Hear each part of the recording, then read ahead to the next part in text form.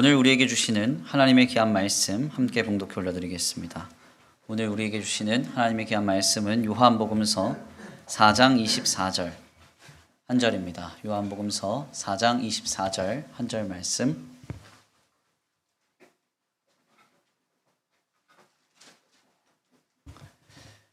함께 다 같이 봉독해 올려드립니다. 함께 봉독합니다. 시작. 하나님은 영이시니 예배하는 자가 영과 진리로 예배할지니라. 아멘. 할렐루야. 아멘. 할렐루야. 아멘. 오늘도 하나님이 예비하신 귀한 은혜가 있는 줄 믿습니다. 귀한 시간 하나님의 은혜로 새롭게 되시고 하나님의 귀한 말씀 가운데 힘을 얻고 변화받는 귀한 시간 되시길 간절히 축원합니다. 우리 다 같이 믿음으로 고백하겠습니다. 다 잘 되고 있습니다. 하나님이 하십니다. 시작. 다 잘 되고 있습니다. 하나님이 하십니다. 아멘. 다시 한번 믿음으로 선포합니다. 예배를 회복합시다. 예배의 성공자가 인생의 성공자가 됩니다. 시작. 예배를 회복합시다. 예배의 성공자가 인생의 성공자가 됩니다. 아멘. 오늘도 우리의 예배 가운데 역사하시고 은혜 베풀어 주실 주님을 기대합니다. 오늘은 귀한 시간 귀한 말씀을 통하여서 영과 진리로 예배할지라, 영과 진리로 예배할지라 라는 제목으로 하나님의 귀한 말씀 함께 나누고자 합니다.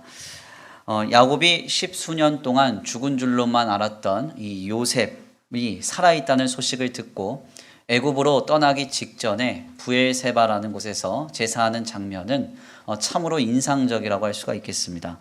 사실 야곱에게는 도저히 치유되지 않았던 상처와 또 아픔의 문제 하나가 있었는데요. 젊은 시절 그는 형 에서를 피해서 약속의 땅 가나안으로 떠났을 때 그의 삶은 고난으로 얼룩지기 시작합니다. 먼저 그는 외삼촌 라반의 집에서 제대로 된 싹도 받지 못한 채 20년 동안 외삼촌 라반에 의해 부려먹음을 당하게 됐는데요. 사실 우리가 성경을 문자로 읽고 말기 때문에 20년 고생했다 이러면 그냥 고생했구나 하고 넘어가는데 사실 1, 2년도 아니고 20년 동안 고생했다는 것은 쉬운 일이 아니죠. 사실 이 요셉의 나이를 통해서 우리가 야곱의 나이를 조금 추론을 해보면요. 야곱이 라반의 집으로 도망했을 때 나이가 대략 한 77세 정도 됩니다. 그러니까 77세에 외삼촌 라반의 집에 도착을 해서 20년 동안 고생했으니까 97세까지 고생을 한 거죠. 우리 은퇴 권사님들한테 이런 처우를 하면 저는 어떻게 될까요? 네, 아마 살아남지 못하겠죠. 네, 그렇지 않겠습니까? 그러니까 사실은 이제 성경을 우리가 문자적으로 읽기 때문에 그냥 20년 동안 제대로 싹도 못 받고 싹을 늘 속였던 외삼촌 라반의 밑에서 이 야곱이 고생했구나 하고 그치겠지만 사실상 이 야곱이 했던 그 고생은 굉장히 심각하고도 어려운 일이었습니다. 결국 야곱은 97세에 라반의 집을 떠나서 약속의 땅으로 돌아오려고 마음을 먹는데요. 이러한 여행 길에서 야곱은 가나안에 머물지 않고 헤매다가 그의 딸 디나가 세겜에서 강간을 당하는 일을 경험하기도 했고 가나안으로 들어가기 직전 길에서 가장 사랑했던 아내 라헬을 사별하는 아픔을 경험하기도 했습니다. 그러니 이 야곱에게 있어서 가나안 땅을 떠나거나 혹은 예배하는 일이라고 하는 것은 여행하는 일이라고 하는 것은 굉장히 어렵고도 고단한 일이었고 두려움의 문제였죠. 여기서 더 나아가 야곱은 요셉을 형들에게 떠나보낼 때 결국은 이 형들에게 떠나보내는 그 길에서 형들에게 요셉을 잃는 일을 경험하게 돼요. 즉 자신도 가나안 땅을 떠나 여행하다가 수십 년을 고생했고 여행길에서 사랑하는 아내 라헬도 잃었고요. 자신이 가장 사랑하는 아들 요셉도 여행을 멀리 보냈다가 사별하는 아픔을 경험했던 것입니다. 즉 야곱에게 있어서 가나안을 떠나 여행하는 일, 즉 여행하는 일이라고 하는 것은 두려운 일이었죠. 혹여 또 무슨 일이 벌어질지 모르고 어떤 어려움의 사건이 그에게 찾아올지 모른다고 하는 그런 어려움과 아픔으로 그에게는 이 여행이라고 하는 것이 남아 있었던 것입니다. 야곱은 이 아픔을 그리고 이 문제를 도저히 극복할 수가 없었습니다. 그래서 창세기서 42장 이후의 말씀을 좀 살펴보면 이 야곱은 도대체 아무리 어려워도 그의 삶의 자리를 옮기려고 하지 않습니다. 굶어 죽은 일이 눈앞에 있어도 흉년으로 인해서 먹을 것이 다 떨어져도 아들들만 애굽 땅으로 떠나보낼 뿐 그 자신이 어디로 삶의 터전을 옮기려고 하지 않아요? 더 나아가서 아들들이 애굽으로 다녀와서 사랑하는 라헬이 남긴 마지막 아들 이 베냐민을 이 애굽으로 떠나보내야 한다고 요청할 때 이 일에 대해서도 쉽게 결정을 하지 않습니다. 미루고 또 미루다가 결국 이 결정을 제대로 내리지 못한 채 떠밀리듯이 이 베냐민을 가나안에서 떠나 애굽으로 보내게 되죠. 왜 이렇게 그 야곱이 쉽게 결정을 못하였는가? 간단하게도 야곱에게 있어서 가나안을 떠나서 여행하는 문제는 그에게 있어 치유되지 않는 상처였고 여행을 한다는 것 자체가 두려운 일이었기 때문에 그렇습니다. 이를 소위 심리학적 용어로는 트라우마라고도 하죠. 야곱은 즉 여행 트라우마로 꽉 사로잡혀 있었던 것입니다. 그런데 이런 야곱에게 요셉이 살아있다는 소식이 들려져요. 그리고 이 아들을 만나기 위해서 한 가지 극복해야 할 문제 앞에 그가 서게 됩니다. 그것이 무엇입니까? 무려 130세가 다 된 나이에 이제 노년이 되어서 아무 힘도 없고 아무 능력이 없는 그때에 자신이 가장 두려워하는 일, 즉 여행을 떠나야 하는 것입니다.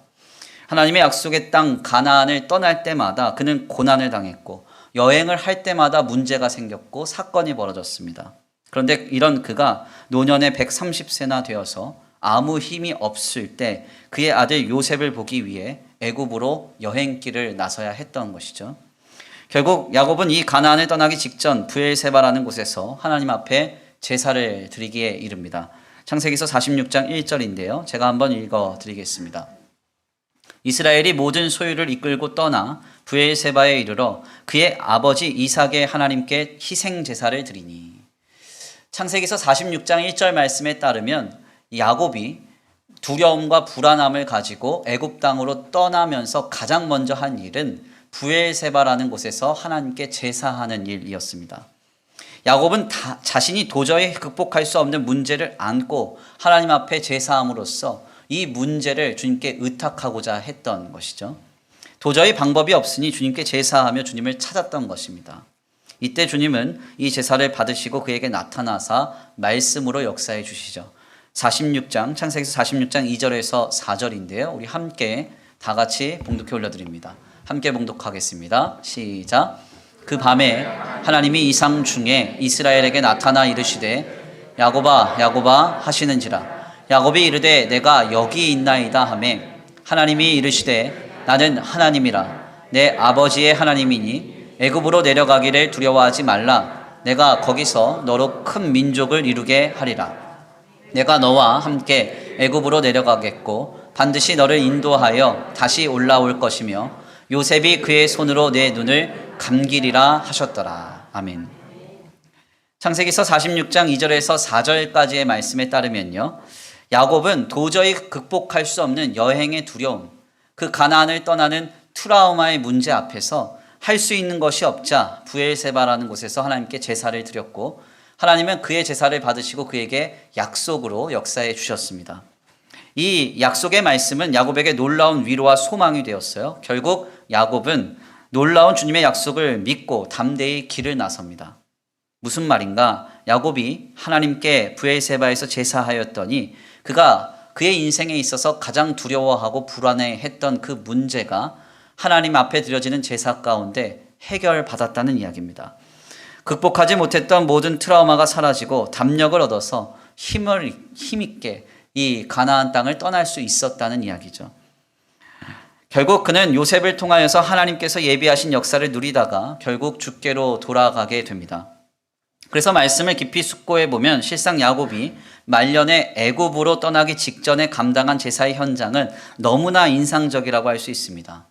야곱이 브엘세바에서 제사하기 전에는 두려워하고 불안해하였으나 제사하고 난 뒤에는 신앙의 담력을 얻고 믿음의 힘을 얻어서 하나님 안에서 약속의 말씀을 믿고 담대히 삶을 영위하게 된 것이죠.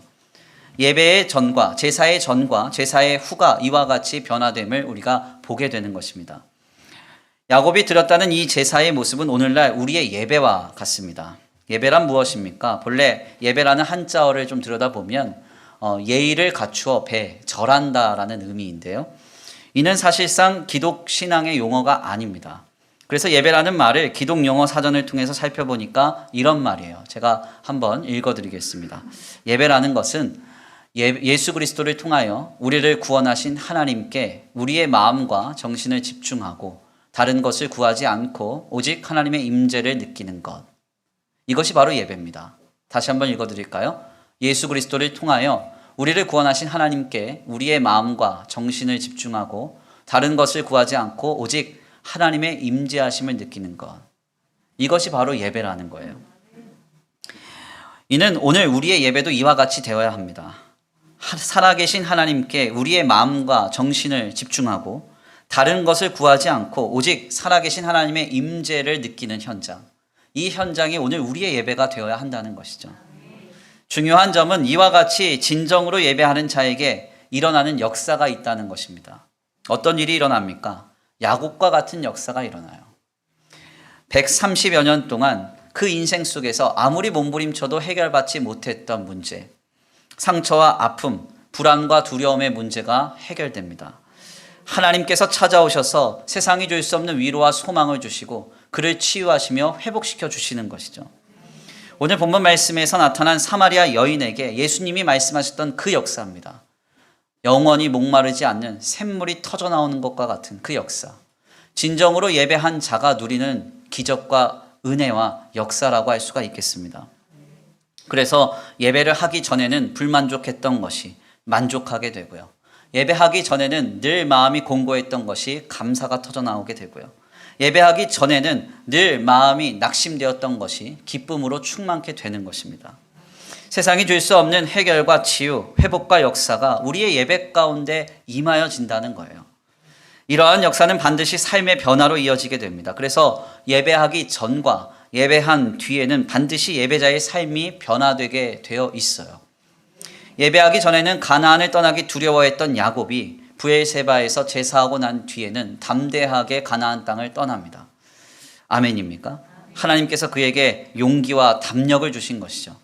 또한 예배하기 전에는 죄와 사망으로 향하던 그 영혼이 예배하고 난 뒤에는 회개하여 하나님 앞으로 돌아가 거룩하고 의와 선으로 가득한 인생을 영위하게 됩니다.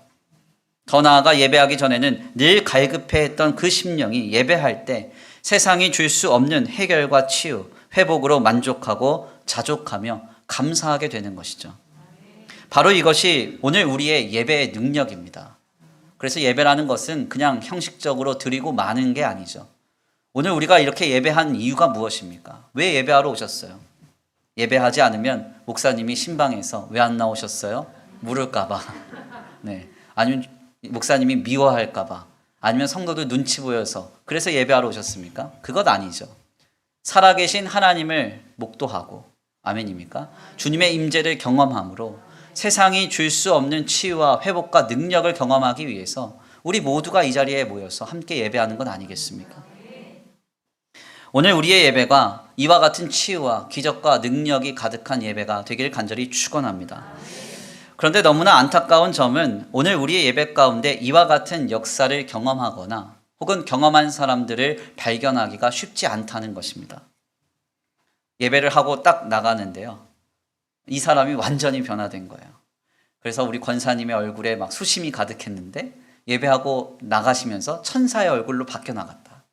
이런 것을 봤던 기억이 없네요. 제가 그렇다, 제가. 그러니까 우리의 예배 가운데 하나님의 능력이 막 임재가 되고 막 그것이 경험이 되고 하나님 안에서 우리의 영과 육과 원이 막 새 힘을 얻는 그 능력의 현장이 쉽게 경험이 되지 않는다는 거예요. 발견되기도 어렵다는 거죠. 대체 왜 이런 일이 있는 것인가? 우리는 그 근본적인 원인을 오늘 본문의 말씀을 통하여서 찾아보려고 합니다. 우리 예수님이 사마리아 여인에게 진정으로 예배하는 방법에 대해서 말씀하세요. 어떻게 말씀하시는가? 24절 말씀인데요. 우리 함께 다 같이 봉독해 올려드립니다. 오늘 본문 말씀 24절입니다. 함께 봉독합니다. 시작.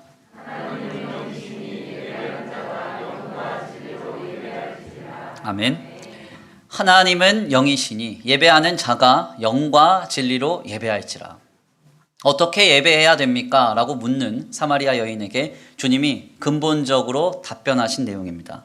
우리는 이 말씀에서 유념하여 집중해서 두 가지를 바라봐야 돼요. 먼저는 하나님은 영이시다라는 말입니다.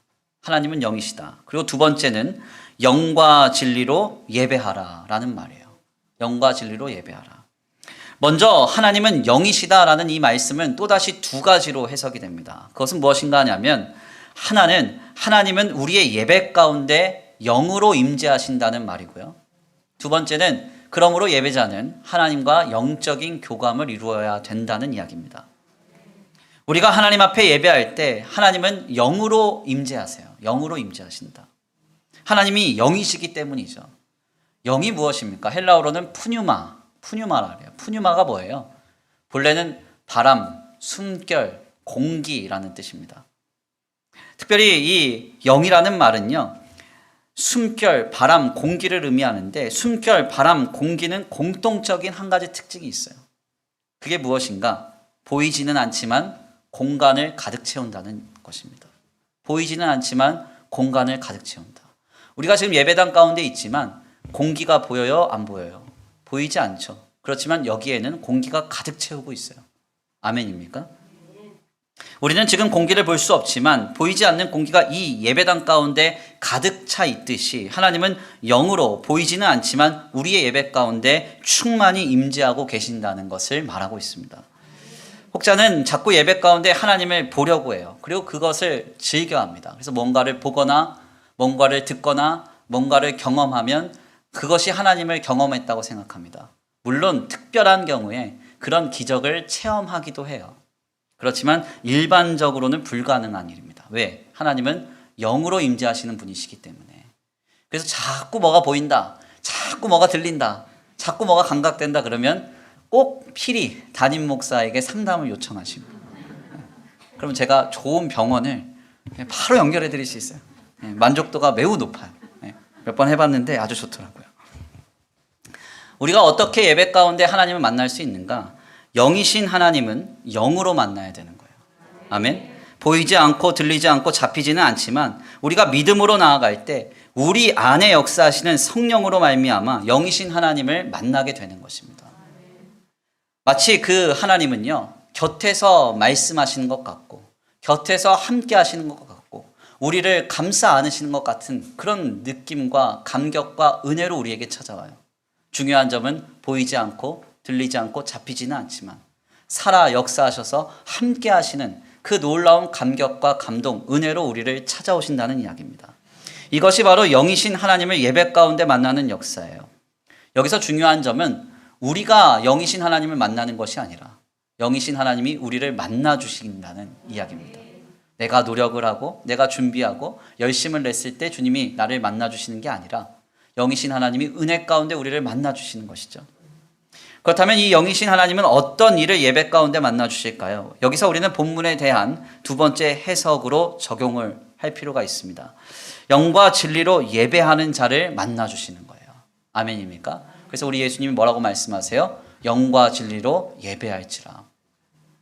영과 진리로 예배하라는 말은 본래 원어적으로 좀 살펴보면요, 영과 진리 안에서 예배하라라는 말입니다. 영과 진리 안에서 예배하라, 이런 말이에요. 그래서 이것을 표준 세번역 성경이 분명하게 영과 진리 안에서라고 새롭게 번역했죠. 그러면 이 영과 진리 안에서라는 말은 또다시 좀 분석을 해보면 영 안에서, 진리 안에서 예배하라라는 말로 분류가 됩니다. 그리고 이것을 문법적으로 다시 한번 보면 안에서라는 동일한 부사구로 영과 진리를 함께 꾸며주는 형태이기 때문에 많은 신학자들은 본문의 말씀을 어떻게 해석하는가 하냐면 진리의 영 안에서 예배하라, 이렇게 해석을 해요. 진리의 영 안에서 예배하라. 아멘입니까? 무슨 말인가 하냐면 진리의 영 안에서 예배하는 자를 영이신 주님이 찾아가 만나 주신다는 이야기입니다. 그렇다면 진리의 영 안에서 예배한다는 말은 또한 어떤 의미일까요? 요한복음서에서 전하는 진리란 예수 그리스도는 그리스도이시다라는 거예요. 아멘입니까? 예수님이 그리스도이시다라는 것을 진리라고 요한복음서는 말합니다. 즉 예수가 그리스도이심을 증거하는 그 영으로 예배하는 자가 주님이 원하시며 그 자를 주님이 만나 주신다는 이야기예요. 그리스도란 지난 시간에 나눈 바대로 히브리 말로 메시아, 우리의 인생의 유일한 기대와 소망, 내 삶의 참 평안과 자유와 구원을 이루실 유일한 존재라고 했습니다. 그러니까 예수님이 그리스도이심을 증거하는 영으로 충만한 자가 예배한다는 것은 예수님만이 유일한 인생의 해답이요, 오직 유일한 기대와 소망이요, 자유와 구원임을 뜨겁게 갈망하는 중심으로 예배함을 의미하는 거예요. 이것이 바로 진리의 영 안에서 예배하는 것입니다. 우리는 바로 여기에서 오늘날 우리의 예배 가운데 진정한 회복과 치유, 역사가 경험되지 않는 그 이유를 파악하게 되죠. 오늘 우리가 예수 그리스도를 통하여 나를 구원하신 하나님을 예배할 때 영이신 하나님과 교감하기 위해서는 내 안에 예수가 그리스도이심을 갈망하는 진리의 영이 충만하여야 되는데, 우리는 주님만이 인생의 해답이라고 여기며 오직 주님만이 내 인생의 구원이라고 여기는 그 뜨거운 중심으로 예배하지 않을 때가 너무 많은 거예요. 오늘 이 아침에 우리가 예배하러 왔는데 예수님이 내 인생의 유일한 해답이라서 이곳에 오셨습니까? 예수님만이 나를 구원해 줄 수 있는 유일한 방법이기 때문에 이곳에 오셨습니까? 하나님, 나를 불쌍히만 여겨 주옵소서, 나를 불쌍히만 여겨 주옵소서, 주님 없으면 나 안 됩니다 하는 마음으로 이곳에 오셨나요? 네, 1부 때는 아멘이 없어 마음이 굉장히 어려웠는데, 네, 2부는 조금 수준이 더 높으신 것 같아요. 네. 이런 중심으로 예배하지 않으면 우리가 주님을 만날 수가 없는 거죠. 오늘 내가 예배함으로 내 인생의 해답이 오직 예수님임을 확인하리라 하는 뜨거운 마음으로 예배해 오고, 내가 오늘 예배하지 않으면 내 삶의 유일한 해답과 기대와 소망을 잃는다는 그 뜨거운 신앙의 정신으로 이곳에 오고, 그래서 소위 늘 광고에 공지되는 대로 예배에 목숨을 걸면서 이곳에 왔다. 각 처소에서 예배한다. 그것을 주님이 원하신다는 거예요. 중요한 점은, 죄송한 이야기지만 우리는 이렇게 예배하지 않을 때가 많습니다. 예배해야 하니까 오고, 주일이니까 오고, 남편이 찔러서 오고, 아내가 찔러서 오고, 엄마 아빠가 찔러서 오고, 이럴 때가 많잖아요. 형식적이고 관념화된 예배죠. 예배를 드리지 않으면 뭔가 찜찜하고 뭔가 마음이 좀 불편해서 그냥 형식적으로 습관적으로 예배할 때가 많다고요. 이런 예배는 살아있는 예배가 아니기 때문에, 하나님이 기뻐하시는 진리의 영으로 충만한 예배가 아니기 때문에 영으로 우리에게 임재하신 주님을 만날 수가 없는 것입니다. 이것은 대면으로 예배하느냐 비대면으로 예배하느냐에 관한 예배의 형태에 대한 이야기가 아닙니다. 오늘도 많이 오셨네요. 네, 이렇게 많이 오시면 좀 곤란합니다, 교회가. 네, 그래서 많이 오셨는데 감사하게는 생각하는데, 네, 그래도 곤란해요. 아무튼 대면이냐 비대면이냐 이건 중요한 게 아닙니다. 네, 형식은 하나님의 그 관심사가 아니에요. 중심이 중요한 거예요. 중심이. 각 집에서 예배하든지 아니면 우리 예배당에 와서 예배하시든지 주님밖에 없습니다. 나 주님이 필요해요. 내 인생의 해답이 하나님 한 분밖에 없어서 이곳에 왔어요 하는 그 중심으로 예배하는 것이 중요하다는 거예요. 제가 사실 이번 주간에 회개 하나 했거든요. 월요일날 시차례를 갔는데요. 시차례 때 사람들이 좀 많이 모였습니다. 그러니까 보통 이제 목사님들은 믿음이 좋으셔서 정부 지침 이런 거 별로 이러면 안 되는데, 아무튼 그래서 이제 너무 많이 모인 거예요. 그래가지고 전 좀 불안함이 좀 있거든요. 왜냐면 제가 좀 아프거나 열이 나거나 이러면 예배도 못 할 것이고 교회에 굉장히 큰 누가 될 것이다. 그래가지고 KF94 마스크를 끼고 예배를 드렸습니다. 제가 그 전에 예배를 이제 인도할 때는 우리 성도님들이 이렇게 마스크를 끼고 예배하니까 제가 정말 예배를 열심히 준비하거든요. 말씀도 열심히 준비하고. 근데 가끔 가만 보면 피곤해 보이셔, 보니까. 그리고 뭔가 힘들어요. 예배가 조금만 길어져도 얼굴에 힘듦 써 있어요. 그게 너무 실망되는 거예요. 이렇게 주옥 같은 설교가 쏟아지고 있는데 어떻게 저렇게 눈을 개슴츠레 쓰시고 힘든 표정을 하실 수 있지? 왜 이랬거든요. 근데 제가 이제 시차례를 가서 한 3-4시간 KF94 마스크 끼고 앉아 있는데 정말 죽다 살았어요. 예배도 드리고 그 다음에 뭐 이야기도 나누고 뭐 쉐어도 하고 막 이러는데 얼마나 힘든지. 그때 제가 회개했잖아요. 내가 왜 성도들을 판단하고 정죄했지? 이러면서. 제가 말씀드리는 건 뭐냐면, 우리가 어떤 환경적인 이유 때문에, 조건적인 이유 때문에 내 몸이 힘들다, 어렵다, 그렇게 내가 힘들고 어려움을 가지고 예배한다, 이것을 말씀드리는 게 아니라 우리의 중심에 관한 얘기입니다. 예배를 드릴 때 하나님, 지금 이 예배 가운데 내 인생의 해답이 되어 주옵소서. 주님밖에 없어 이곳에 왔습니다. 내가 물질도 의지할 수 있고 소유도 의지할 수 있고 내가 이뤄놓은 많은 성취도 내가 누릴 수 있는데 그것이 내게 소망이 되지 않아서 주님께 왔습니다 하는 그 뜨거운 중심으로 예배하고 있는가. 이것을 한번 돌아봐야 한다는 것이죠. 예배의 형태는 중요한 게 아닙니다. 하나님께서 아벨의 제사는 받으시고 가인의 제사를 받지 않으셨던 근본적인 이유가 제사의 형태 문제가 아니었잖아요. 제사자의 상태 때문이었잖아요. 악인이 제사함을 주님 받으실 수가 없었던 거예요. 다만 우리가 예배하는 그 예배가 대면이든 비대면이든 예수님만이 그리스도이십니다. 하나님만이 내 유일한 구원이십니다는 뜨거운 신앙의 정신으로 그 하나님을 만나 교감함으로 살아갈 힘과 능력과 위로와 소망을 얻는 유일한 시간인 예배를 갈망하면서 예배해야 한다는 것이죠. 진리의 영으로, 즉 그리스도 되신 주님을 향한 간절하고도 뜨거운 갈망으로 기대되고 준비된 예배 가운데 주님은 찾아오셔서 진리의 영으로 충만한 성도를 만나주시고 세상이 감당할 수 없는 위로와 치유와 자유를 허락해 주시는 것입니다. 우리는 관념적으로 형식적으로 예배할 때가 많습니다. 그렇기 때문에 우리의 예배에는 회복이 경험되지 않고 치유가 없고 자유와 평강으로 많은 역사를 누리지 못할 때가 많은 것이죠. 오늘 우리의 예배는 종종 다만 설교의 내용을 지적으로 듣고 쌓아두거나 몇몇 살아갈 인생의 교훈, 인사이트를 얻는 데 그칠 때가 많습니다. 요 근래 새로 오신 분들은 김 목사의 설교를 듣고 좀 신선하네, 못 들어봤던 이야기를 듣네, 이러실 수 있어요. 그렇지만 2년만 지나면 식상하네로 바뀌어요. 들어본 얘기 계속하시네, 이렇게 얘기할 겁니다. 이런 예배에는 치유가 없습니다. 회복이 있을 수가 없어요. 우리는 주님만이 우리의 유일한 그리스도 구원이시기 때문에 이 예배 가운데 영이신 하나님을 만나야 하고 우리의 그리스도 되신 주님을 경험해야 한다는 그 뜨거운 마음으로 불타올라야 합니다. 그래서 마치 살아계신 하나님의 음성을 듣는 것처럼 주님께 몰입하고 집중하며 간절히 예배해야 되는 것이죠. 그때 우리는 영으로 이곳에 충만히 임재하고 계시는 주님을 만나게 될 것입니다. 세상이 감당할 수 없는 위로와 평강을 얻을 거예요. 거룩한 샬롬이 우리를 사로잡게 될 것입니다. 그 놀라운 역사가 지금 우리에게 임하여지길 간절히 축원합니다.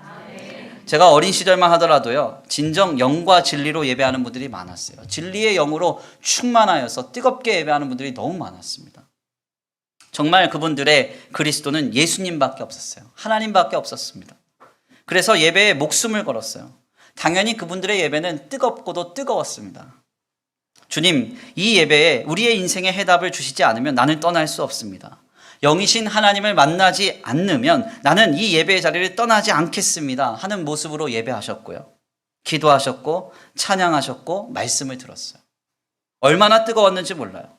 당시 제가 기억하는 예배당은요, 겨울에는 추웠습니다. 여름에는 더웠어요. 그러나 그것이 그분들에게는 문제가 되지 않았습니다. 비가 왔고요. 눈이 올 때도 있었습니다. 그러나 그것이 그분들에게 전혀 문제가 되지 않았어요. 때때로 수련회를 가면 방송시설과 음향시설이 좋지 않아서 귀를 기울이고 차가운 흙바닥에서 예배하는 경우도 있었습니다. 그러나 이런 것들도 전혀 이분들에게 영향을 주지 않았어요. 지금으로부터 8년여 전에요, 제가 우리 교회 32주년 영상을 만들면서 사진으로 좀 정리한 자료들이에요. 한번 좀 넘겨주세요. 그때 당시 영상으로 정리했던 사진들인데 당시 상황을 보세요. 정말 열악해요. 꿇어 앉아서 예배하고요. 함께 이렇게 모여가지고 정말 자리도 비좁게 예배하고 부대끼며 예배했어요. 전혀 좋은 환경이 아니었습니다. 그렇지만 주님을 향한 열망으로 얼마나 뜨거웠는지 몰라요. 그래서 제가 어린 시절에 보았던 기성세대들의 예배는 아직도 그렇게 뜨거웠던 예배 현장으로 기억이 돼요. 얼마나 뜨거웠는지 항상 하나님을 찾았고 하나님을 붙들었고 하나님을 향하여 애통하면서 자신들의 삶을 세워갔어요. 주님만을 그리스도로 바라보는 진리의 영으로 드리는 그 예배에 차고 흔들어 넘치도록 부어졌던 그 은혜와 역사를 저는 지금도 기억합니다. 그런데 오늘 우리의 예배는 어떤가요? 오늘 우리의 예배는 어때요? 의자만 조금 마음에 안 들어도 은혜가 안 되죠. 자리가 불편하다고. 그렇지 않습니까? 음향이 조금 마음에 안 들어도 설교가 은혜가 안 되죠. 휴대폰이 한번 울려도 집중이 안 되죠. 괜찮아요. 그럴 수도 있죠. 환경이 조금만 불편해도 답답함을 느낍니다. PPT가, 방송실은 죄송한데 PPT가 조금만 이상해도 마음이 확 다쳐버려요. 찬송가 가사 조금만 늦게 넘어가 보세요. 저것들 뭐하고 있어? 이러면서 화가 확 나는. 저만 그런가요? 과연 이 예배의 자리가 나를 살릴 수도 있고 나를 죽일 수도 있다라고 여긴다면 우리의 예배가 이와 같겠습니까? 우리는 이렇게 예배하지 않을 거예요. 제가 이전에 교회 탐방을 좀 다니다가요. 프로기사 9단으로 유명한 조혜연 기사가 다니는 우만교회라는 곳을 방문했던 기억이 있습니다. 합신의 김성수 교수님, 우리 이제 김성수 목사님께서 은퇴할 때까지 담임하셨던 교회인데 지금은 은퇴하셨는데 이 김성수 목사님한테는 아주 중요한 특징 하나가 있어요. 그게 뭐냐면 독특한데 설교를 하시면 설교가 안 들린다는 거예요. 설교가 왜 안 들리느냐? 설교를 못 하셔서 설교가 안 들리느냐가 아니라 음량이 작아서. 설교를 어떻게 하시냐면 이렇게 설교하세요. 하나님, 당신을 사랑하십니다. 이렇게 설교하시거든요. 안 들려요, 안 들려. 뒤에서 들으면 하나도 안 들려요. 아마도 우리 교회로 치면 이 앞에 한 3줄 정도까지만 들릴 거예요. 그리고 안 들려요. 그런데 제가 거기서 얼마나 큰 은혜를 받았냐면 그 성도들이 그 교회 가봤더니 이 목사님 설교를 들으려고 그렇게 몸부림을 쳐요. 몸부림. 얼마나 집중하는지 몰라요. 너무 큰 은혜가 돼요. 쥐 죽은 듯이 들어요. 그리고 예배 딱 끝나고 나면 이 성도들의 얼굴 색깔이 바뀌어요. 예. 그 설교를 듣고 나가는 얼굴이 얼마나 환한지 몰라요. 우리 김성수 목사님 같은 경우는 아주 이제 스타일이 한결같은 분이라서 이 교회는 뭐 행사 뭐 이런 거 없어요. 프로그램 아무것도 없어요. 오직 예배에만 승부를 걸어요. 근데 설교도 안 들려, 안 들려. 이게 어떻게 이 교회가 아름답게 이루어질 수 있는가 봤더니요. 예배의 회복이 있기 때문에 그렇습니다. 예배의 역사가 있기 때문에 그래요. 이 성도들은 확신이 있더라고요. 이 예배 가운데 우리에게 선포되는 말씀이 나를 살린다. 이것이 내게 생명이다. 이걸 믿는 거예요. 그래서 한 자라도 놓치지 않으려고 열심을 내는 것입니다. 바로 여기에서부터 예배가 회복되고 예배의 능력이 성도들을 사로잡는 것이죠. 예배의 회복이 이토록 중요한 것입니다. 무슨 말인가? 영이신 하나님은 지금 예배하는 우리 가운데 충만히 임재하고 계십니다. 이 영이신 하나님을 만나기 위해서 우리는 우리의 인생의 유일한 해답과 유일한 기대와 소망, 자유와 구원은 예수님밖에 없다고 하는 그 진리의 영으로 하나님 앞에 나와 예배해야 한다는 거예요. 그 뜨거운 갈망으로 주님 앞에 나아갈 때 우리는 주님을 만나고 세상이 줄 수 없는 치유와 회복을 경험하게 될 줄 믿습니다. 야곱처럼요, 우리의 인생으로 130년 동안 씨름해도 해결할 수 없는 그 문제가 이 예배 가운데 치유받고 해결받고 하나님으로부터 놀라운 은혜를 누리는 복된 예배의 자리가 되길 간절히 축원합니다. 귀한 말씀의 결론을 맺겠습니다. 오늘 귀한 말씀을 통해서 이 주일 아침에 우리 하나님께서는 예배가 회복되기를 우리에게 말씀하고 계십니다. 영과 진리로 예배하기를, 진리의 영으로 주님만을 유일한 기대와 소망과 구원으로 삼아 간절한 열망으로 주님을 바라며 뜨겁게 예배하기를 주님 기대하고 계세요. 예배를 회복하시기를 바랍니다. 제가 요 근래 특별히 이 코로나 시국에 눈에 보이는 사역을 좀 많이 감당하지 못하지만요, 몇몇 이제 좀 개인적인 문제 또 가정의 문제에 좀 케어 사역을 좀 하면서 많은 부분 좀 깨달은 게 있습니다. 아마도 이제 코로나 시국이 1년여 지속이 되면서 눈에 보이지 않는 사역을 좀 하고 있기 때문에 목사님 뭐 하시나 이렇게 궁금하신 분들이 많을 텐데 나름 열심히 하고 있어요. 나름.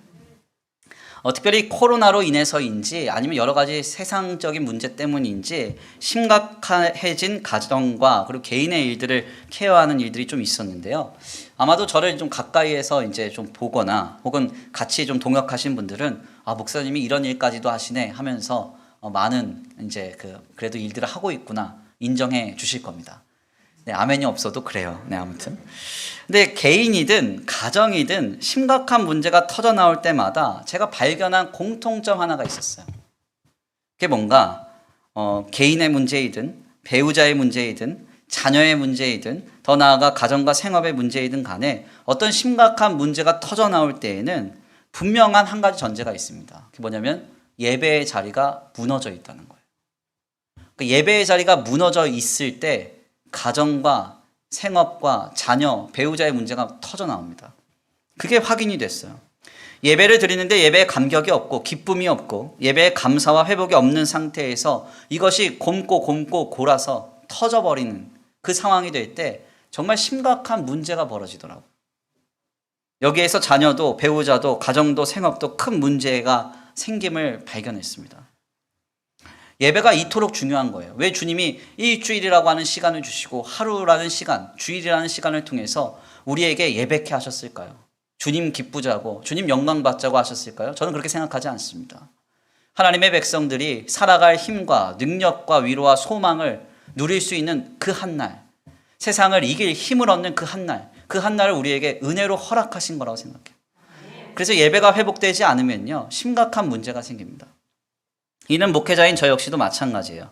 잠깐 제 이야기를 하고 좀 설교를 마치면요, 제 얼굴을 보시면 늘 편안해 보여서 아무런 걱정이 없는 것처럼 성도님들이 생각해 주셔서 감사할 따름이에요. 그렇지만 한편으로는 조금 마음이 어렵습니다. 아무리 아파가지고 뭐 낑낑대다가 강단에 서도 아픈 티가 안 나나 봐요. 그래서 써야 되나 이런 생각도 해요. 아픔 이렇게. 네. 사실 이제 어린 시절에 제가 신앙으로 양육받고 어린 시절의 삶을 많이 경험할 때 이런저런 경험을 좀 많이 해서 그런지 제 마음에 약간 불안도가 좀 높습니다. 예. 그래서 특별히 그것이 이제 2012년에 담임 목회를 감당하면서 좀 더 심해졌어요. 제가 잘해야지 우리 성도들이 평안하고, 제가 잘해야 우리 교회가 편안해진다. 제가 잘해야 우리 원로 목사님도 잘 섬길 수 있고, 제가 잘해야 우리 목회와 그리고 우리 가족들도 잘 섬길 수 있다. 이것이 이제 저를 막 짓누르기 시작하는 거죠. 더군다나 우리 교회는 이제 수평이동으로 성장하다 보니까 늘 환경과 조건적으로 목사님 잘하셔야 됩니다. 잘해야 됩니다. 잘 좀 하세요. 이런 게 너무 많았어요. 성도님들도 종종 이제 우스갯소리로 권면하실 때 목사님 잘해주세요 이렇게 얘기를 하시거든요. 그러면 얼마나 이게 부담이 오는지 몰라요. 이게 이제 그냥 단순히 저 자신한테 개인적으로 거룩한 부담감으로만 자리를 잡고 있으면 좋은데 이 부담감이 한편으로는 두려움으로 와버렸습니다. 그래서 네가 잘하지 못하면 성도들이 힘들어질 거야. 이렇게 저를 정죄하기 시작하는 거예요. 그래서 간혹 어려움이 겪는 성도들의 사연을 들으면 내가 죄를 지어서 그런가? 이렇게 제 탓을 하기 시작했어요. 그리고 제가 잘하지 못하면 교회도 어려운 시절로 되돌아갈 거야. 네가 잘하지 못하면 원로 목사님도 잘 못 섬기고 목회도 잘 안 되고 가족도 잘 부양하지 못할 거야. 이런 두려움이 저를 막 숨막히게 하기 시작한 거죠. 결국 제가 재작년 12월에 당회에 요청을 했습니다. 아무래도 쉬어야 될 것 같다. 그래서 한 달 정도라도 안식월을 달라고 요청을 했어요. 그냥 무조건 쉬고 싶었고 무조건 잠깐 도망가고 싶었어요. 우리 장로님들이 저를 너무 사랑해 주셔서 그때 그러면 5월 달쯤에 한 달 동안 쉬기로 이렇게 결정을 했는데 그해 2월에 코로나가 터졌습니다. 그래서 결국 쉬는 것은 물 건너갔어요. 코로나로 인해서 더더욱 환경적으로나 영적으로나 저를 곤고하게 만드는 시기가 됐는데 제가 이 시기를 지내면서 분명하게 발견한 한 가지가 있습니다. 그게 뭔가 영이신 하나님을 만나 깊은 교제를 누리는 예배의 자리가 저는 없는 거예요. 목회자라고 하면서 예배를 인도하는 목사라고 하면서 정작 저 자신이 영이신 하나님과 교제하는 그 자리가 끊어져 있는 겁니다. 그리고 진리의 영으로 뜨겁게 주님을 갈망하면서 예배했던 때가 언젠가 생각이 안 나는 거예요. 그러니 제 자신이 치유받고 회복을 받지 못한 채 늘 일정에 쫓기듯이 목회하고 예배 사역을 감당하고 있었던 겁니다. 그래서 저도 요 근래 다시 세워가고 있어요. 기도의 시간을 새로 만들고 하나님과의 교제의 시간을 만들고 영으로 우리에게 찾아오신 하나님과의 긴밀한 관계를 갖고 내 인생의 유일한 해답이 어떤 상황과 조건과 형편이 아니라 물질이 아니라 하나님 한 분밖에 없음을 다시 믿고 바라는 그 고요한 시간을 갖고 있습니다. 무슨 말씀을 드리려고 하는가 하냐면요, 목사도 별 수 없다는 거예요. 목사도 별 수 없다. 신앙의 연조가 우리의 심령을 지켜주는 것이 아닙니다. 아멘입니까? 직분이 우리의 신앙 지켜주지 않아요. 우리에게는 지금 하나님께서 주시는 치유와 회복이 필요합니다. 하나님께서 주시는 세상이 감당할 수 없는 위로와 소망과 평강이 우리에게 필요해요. 이것이 어떻게 가능합니까? 어떻게 이것을 우리가 누릴 수 있어요? 예배로 누릴 수 있어요. 예배를 회복하셔야 됩니다. 우리가 예배할 때 주님은 영으로 우리에게 찾아오셔서 우리 가운데 충만히 임재하십니다. 그 주님 앞에 진리의 영으로 하나님 당신만이 유일한 우리의 인생의 해답이요, 예수님 오직 한 분만이 우리의 유일한 자유와 소망이 되신다는 그 뜨거운 갈망으로 하나님 앞에 예배할 때 하나님은 우리에게 찾아오사 치유하시고 회복시키시며 힘과 능력과 자유와 평강을 주실 줄 믿습니다. 그 놀라운 역사의 주인공 되시기를 간절히 축원합니다. 우리 다 같이 이 시간 함께 찬양으로 결단하며 기도하시겠는데요. 본문을 다 같이 함께 읽고 설교를 마치겠습니다. 함께 다 같이 읽어보겠습니다. 오늘 본문 말씀입니다. 함께 봉독합니다. 시작. 하나님은 영이시니 예배하는 자가 영과 진리로 예배할지니라. 아멘. 영으로 우리 가운데 임재하신 주님 앞에 진리의 영으로 예배함으로 하나님께서 놀랍도록 역사하시는 그 역사를 누리는 저와 우리 성도들 모두가 되시기를 간절히 축원합니다. 우리 이 시간 함께 기도하겠습니다. 찬양으로 결단하겠는데요. 찬양의 가사를 생각하시면서 고백하겠습니다. 하나님, 그렇습니다. 이 시간 진정한 예배로 주님 앞에 나아갑니다. 세상의 신을 벗고 주님과 긴밀한 교제를 누리기 위하여 예수 그리스도의 보혈을 힘입어 주님이 계시는 지성소로 들어갑니다. 하나님, 나를 만나 주옵소서. 나를 만져 주옵소서. 나를 새롭게 하여 주옵소서. 아버지, 주님을 만나 세상이 줄 수 없는 위로와 평강, 물질로 이룰 수 없는 자유와 구원을 누리기를 원합니다. 하나님, 지금 나를 새롭게 하여 주옵소서. 나를 새롭게 하여 주옵소서. 나를 치유하시고 나를 회복시켜 주시옵소서. 우리 이 시간 다 같이 간구하시며 또한 결단하시면서 이 시간 찬양으로 하나님 앞에 올려드리시고 말씀 붙들고 주여 한번 부르시고 기도하겠습니다. 찬양의 가사를 생각하며 고백합니다. 지극히 높은 주님의 지극히 높은 주님의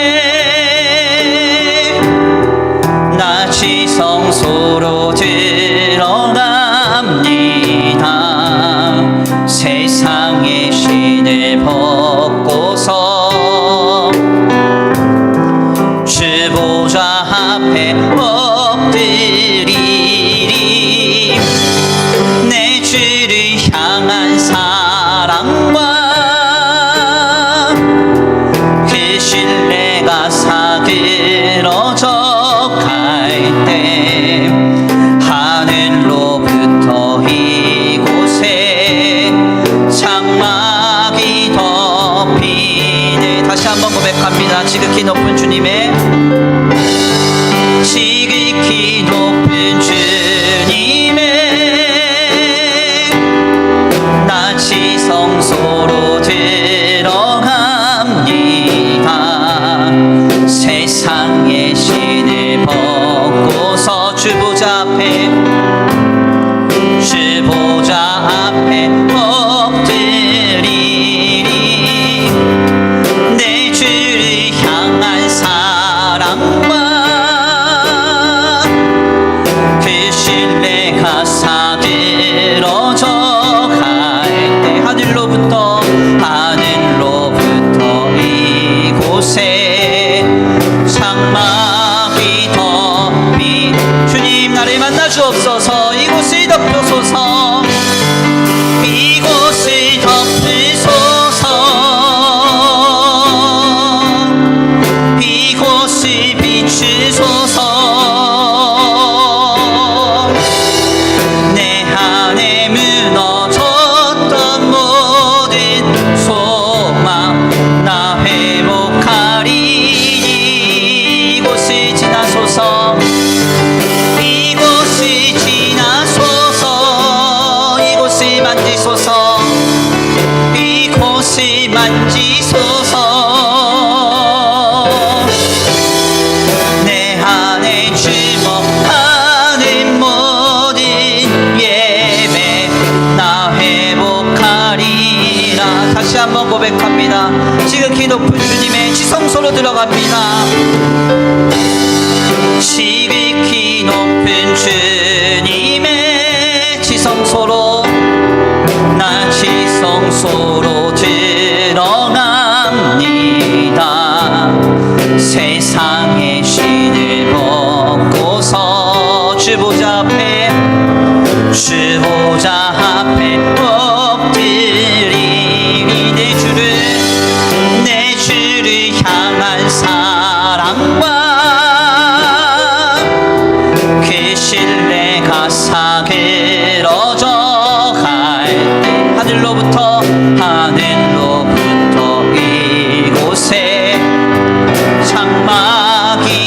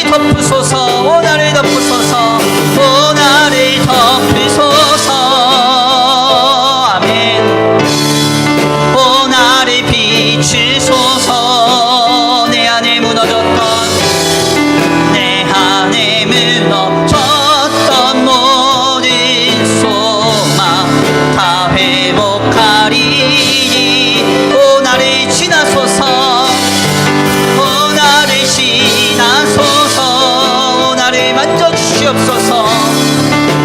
나를 만지소서. 내 안에 죽어가는 모든 예배 다 살아나. 마지막으로 두 손 높이 들고 고백합니다. 이곳을 덮으소서. 이곳을 덮으소서.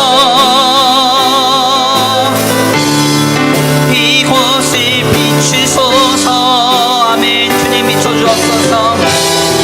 내 안에 무너졌던 모든 소망 다 회복하리니. 오 나를 지나소서. 오 나를 지나소서. 오 나를 비추소서. 아멘 아멘. 내 안에 죽어가는 모든 예배 다 살아나리라. 아멘. 우리 이 시간 하나님 앞에 나아갑니다. 하나님, 진리의 영으로 주님 앞에 나아갑니다.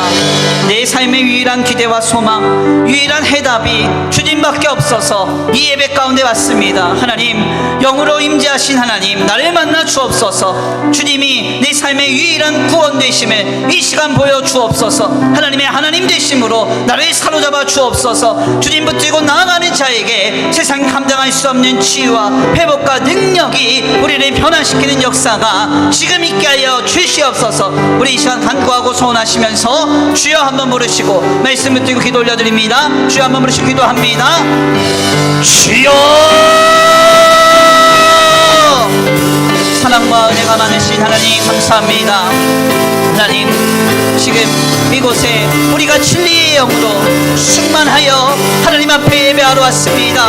하나님, 내 예배를 받아주옵소서. 영으로 이곳에 임재하신 하나님 아버지, 주님께 나아가오니 주여 나를 붙들어 주옵소서. 주여 나를 붙들어 주옵소서. 내게 역사하여 주옵소서. 세상이 줄 수 없는 위로와 회복과 능력과 치유를 경험하기 원합니다. 130년 동안 야곱을 그토록 괴롭혔던 아버지 그 아픔과 상처의 문제가 아버지 해결받는 그 놀라운 역사가 우리 예배 가운데 임하여지기를 원합니다. 우리가 두려워하는 건 무엇입니까? 우리가 염려하는 건 무엇입니까? 우리가 아파하며 실망하며 어려워하고 있는 건 무엇입니까? 하나님, 그 모든 것들이 하나님 안에서 해결받기 원합니다. 하나님 안에서 치유받기 원합니다. 하나님 안에서 변화받기 원합니다. 주님, 나를 붙들어 주옵소서. 나를 치유하여 주옵소서. 오 하나님, 영이신 하나님, 나를 만나 주옵소서. 나를 만나 주옵소서. 진리의 영으로 하나님 앞에 나와 주님을 신앙하며 주님 붙들고 의지하며 나아가오니 뜨거운 열망으로 주님을 찾는 자에게 하나님의 하나님 되심을 나타내 보여주시옵시고, 아버지 주여, 세상이 줄 수 없는 위로와 소망과 능력으로 나를 새롭게 하여 주옵소서. 나를 치유하여 주옵소서. 나를 회복시켜 주옵소서. 하나님 역사하여 주시옵소서. 아버지 도우시 믿습니다.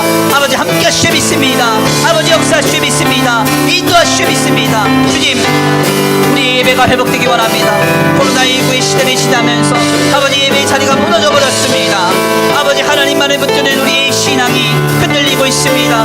우리 예배의 자리가 회의감으로 가득 차고 있습니다. 낙심과 실망이 가득 차고 있습니다.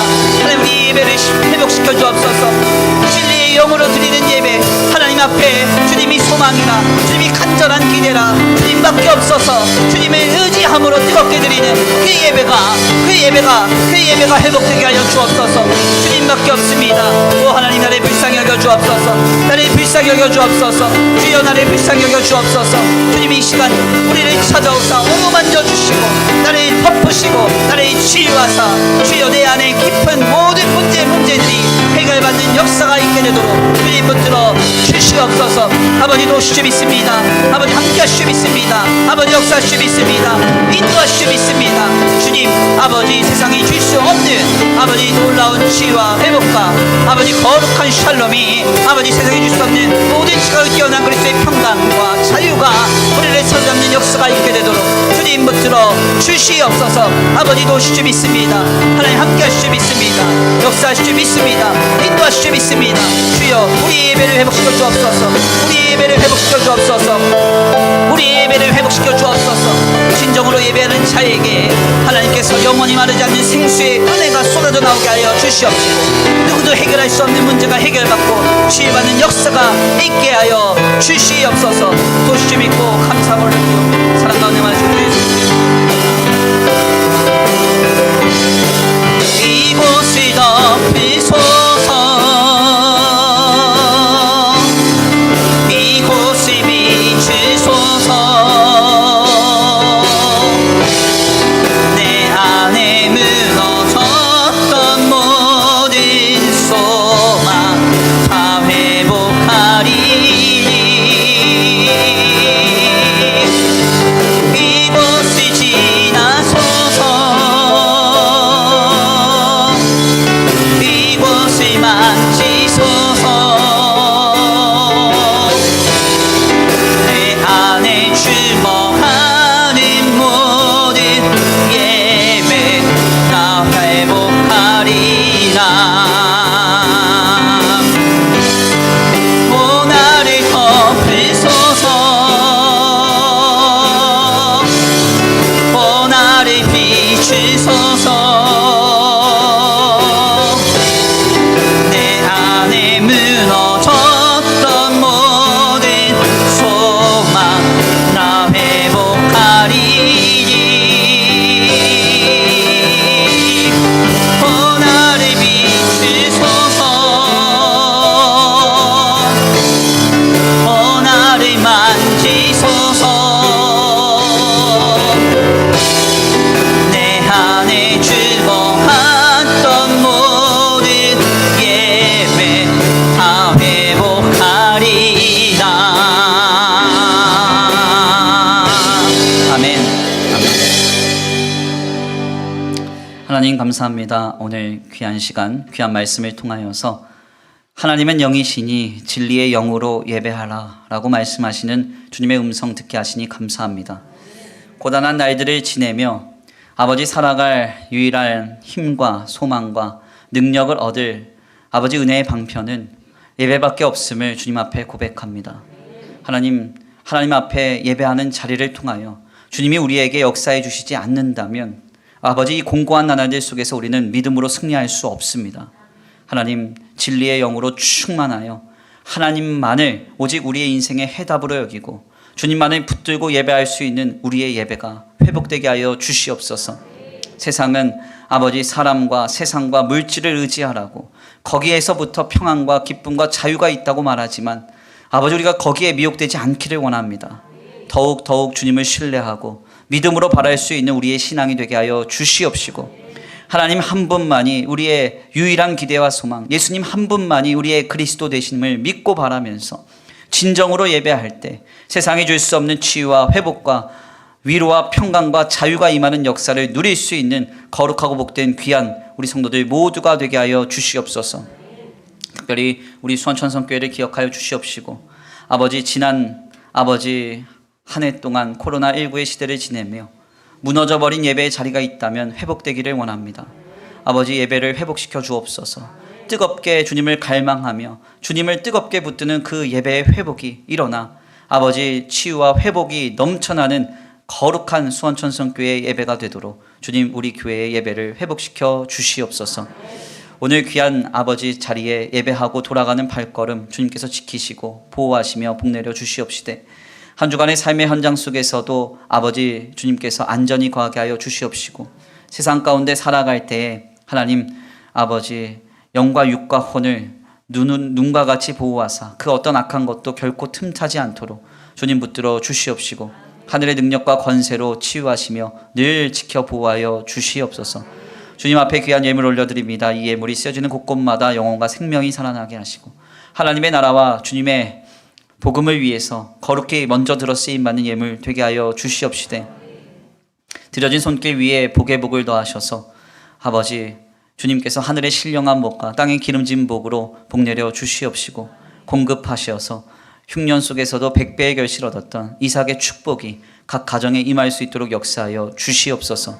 도우실 줄 믿고 감사함을 올려드리오며 사랑과 은혜가 많으신 우리 구주 예수 그리스도의 이름으로 감사하며 기도 올려드립니다. 아멘.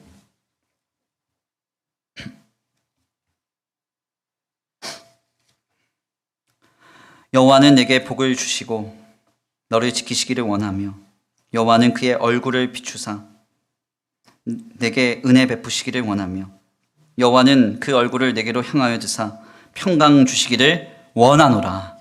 아멘.